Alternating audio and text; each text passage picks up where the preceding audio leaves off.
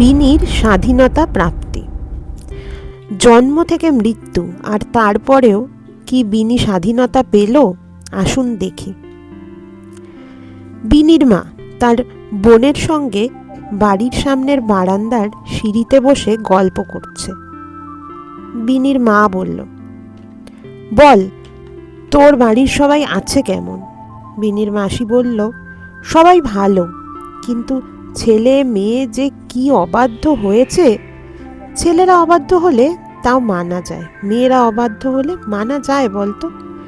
বিনির মা বলল, এরকম বলিস না, এখন আর আমাদের সময় আছে নাকি? মেয়েরা এখন স্বাধীন। বিনির বাবা তো তাই বলেন। বিনির মাসি বলল, সে তুই আর জামাইবাবু জানিস, আমার স্বামী বলে মেয়েকে শাসনে রাখতে। ছোট বিনি উঠোনে বন্ধু বান্ধবীর সঙ্গে কিতকিত খেলতে ব্যস্ত। বিনির মা জোর গলায়, বিনি, সন্ধ্যা হয়ে গেছে, ঘরে আয়। বিনি, আর একটু পরে আসছি। বিনির মা বন্ধু বান্ধবীর মধ্য থেকে চুলের ঝুঁটি ধরে বিনিকে ঘরে নিয়ে এলো। বিনি বলল, আহ, লাগছে তো, আমাকে টেনে আনলে কেন? বিনির মা রাগত গলায় বলল, না, আনবো না, ভর সন্ধেবেলায় উনি খেলবেন। কতবার বলেছি না ছেলেদের সাথে খেলবি না, কাল থেকে যেন ওদের না দেখি। বিনি বলল, কেন, স্কুলে তো আমরা একসঙ্গেই খেলি। বিনির মা, সে আলাদা কথা, এখানে খেললে চারপাশের লোক নানা কথা বলবে যে। বিনির বাবা অফিস থেকে ফিরলেন, মা বাবার হাতে জলের গেলাস তুলে দিলেন। বিনির বাবা বলল, বিনি, এখনো পড়তে বসনি কেন? পড়তে বসো, নইলে মায়ের মতো ঘরে বসে শুধু রান্না বান্না করতে হবে, বাইরেটা দেখতে হবে না আর। বিনি বলল, কেন, মা যে রোজ বাজার করতে বাইরে যায়। বিনির মা, বাবার সঙ্গে তর্ক করবে না, যাও পড়তে বসো। বিনি বড় হয়েছে, কলেজে যাচ্ছে, কাঁধে ঝোলানো ব্যাগ। বিনির মা বলল, আজ থেকে আলো থাকতে থাকতে ফিরবি, দেরি যেন না হয়। রাতে ফিরিস বলে পাড়ায় কান পাতা দায় হয়েছে। তোর বাবা বলেছেন আর 1 বছরের মধ্যে তোর বিয়ে দিয়ে দেবে, তারপর শান্তি। বড় বিনি, সে কি মা, তবে যে তোমরা বলতে পড়াশুনো করে বড় হ, তারপর নিজের পায়ে দাঁড়িয়ে স্বাধীনতা উপভোগ করবি। বিনির মা, সে তো কথার কথা, বিয়ে হয়ে গেলে দেখবি কাজের চাপে স্বাধীনতা পরাধীনতা সব ভুলে যাবি।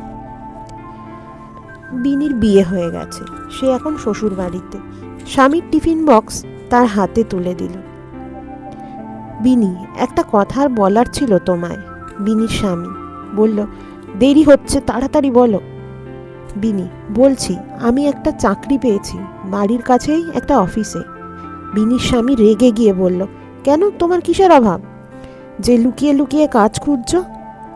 বিনি অসহায় গলায় বলল, আমি যে এতদিন নিজের পায়ে দাঁড়াবো বলে পড়াশোনা করলাম, তাহলে ছেড়ে দেবো চাকরিটা? বিনির শাশুড়ি, এ বাড়িতে আর আধুনিকতা ঢোকাতে হবে না বৌমা, বাড়ির কাজগুলো ভালো করে করো, তাহলেই হবে, শুধু শুধু ছেলেটার দেরি হচ্ছে। বিনি ছেলেকে স্বাধীনতার উপর লেখা একটা প্রবন্ধ পড়াচ্ছে। ছেলে, মা, স্বাধীনতা মানে যে নিজের অধীনে থাকে, তাহলে তো আমরা সবাই স্বাধীন না মা? বিনি, অত শত বোঝার দরকার নেই, পড়া মুখস্থ করো। উদাস হয়ে যায় বিনি। বিনির বয়স হয়েছে, স্বামী অনেক দিন নেই। ছেলে বৌমা অফিস যাবে বলে তাদের টিফিন গুছিয়ে টিফিন বক্স হাতে দরজার সামনে দাঁড়িয়ে। ছেলের বউ, মা, কতবার বলেছি এত পরিশ্রম করবেন না, মানদা দিদিকে রেখেছি কেন, তার সাহায্য নিয়ে তো কাজ করতে পারেন। ছেলে, মা, আসি তাহলে, তুমি আরাম করো, আর আজ রাতে পায়েস বানিও তো, অনেক দিন খাইনি। বয়স্ক বিনি, আচ্ছা বাবা, শোন, আজ একটু মন্দিরে যাব, বুঝলি, যাতায়াত আর প্রণামীর পয়সাটা দিয়ে যাস।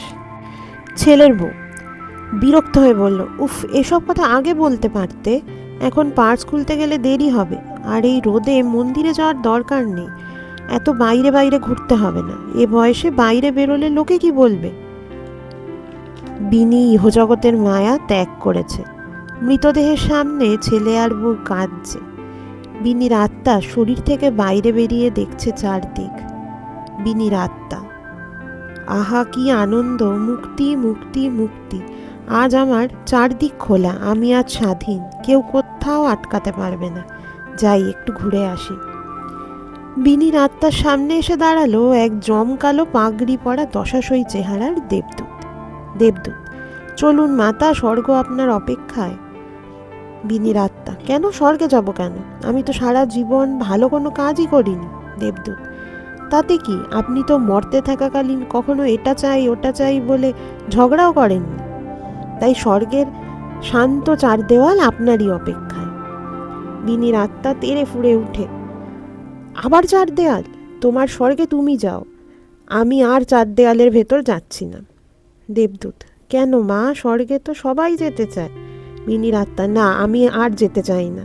আগে এই পৃথিবীটা দেখে নি, ওটাই তো এখনো দেখা হলো না।